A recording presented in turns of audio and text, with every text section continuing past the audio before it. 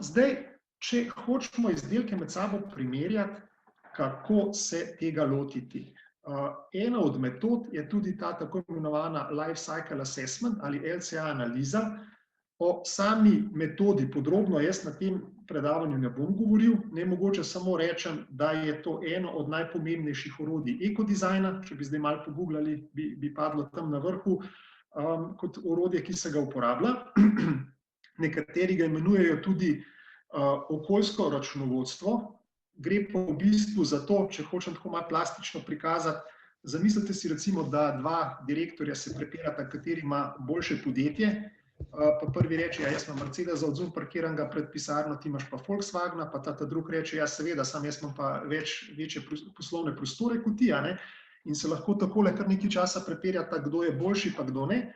Lahko pa oba dva skupaj stopita do računovodkinje, ki ima zračuna po slovenskih računovodskih standardih, bilanco stanja pa izkaz uspeha za vsako podjetje, potem pa te papirje med sabo primerjata, pa rečeta, aha, ok, mogoče se bo pa zdaj malo lažje pogovarjala, katero podjetje je bolj uspešno od drugega. No, in ideja teh LCA izračunov je ravno tako ista, da po nekem standardiziranem postopku med sabo primerjate ali pa poskušate ugotoviti, kakšni so vplivi na okolje različnih izdelkov in jih med sabo primerjate. Metoda je razdeljena v 4 korake. V prvi je definicija cilja in obsega, v drugem analiza inventarja, v tretjem vrednotenje vplivov na okolje in pa v četrtem pravilna interpretacija rezultatov. No, potem, kar se tega tiče, še eno stvar bi opozoril na nepravilno odložene odpadke. Spet LCA analize izračunajo, kaj se zgodi, če vi odpadke odložite, če jih sežgete, če jih kompostirate, če jih date v bioplinarno, vsi ti podatki obstajajo. Zelo nejasno pa je, kaj se dogaja z odpadki, ki so odloženi nepravilno. Tukaj pa nimate nekih podatkovnih baz, kjer boste zmetali podatke noter v te LCA analize. Poglejte, recimo, zdaj sem dal pač, ne vem, ta primer te plastike. Ne vem, vsi najdete, kakor hočete člankov, da plastična embalaža predstavlja nevarnost za živali, lahko jo živali pomotoma zaužijejo, se zapletejo, jih ta plastika zaduši.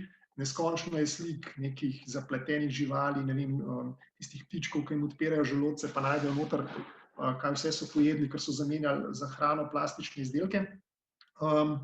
In tukaj ne bi šel prav predaleč, ampak kar hočem povedati je to, da LCA analiza vam odgovora na to ne bo dala, kaj se zgodi, če je recimo steklenica nepravilno odložena ali pa plastenka.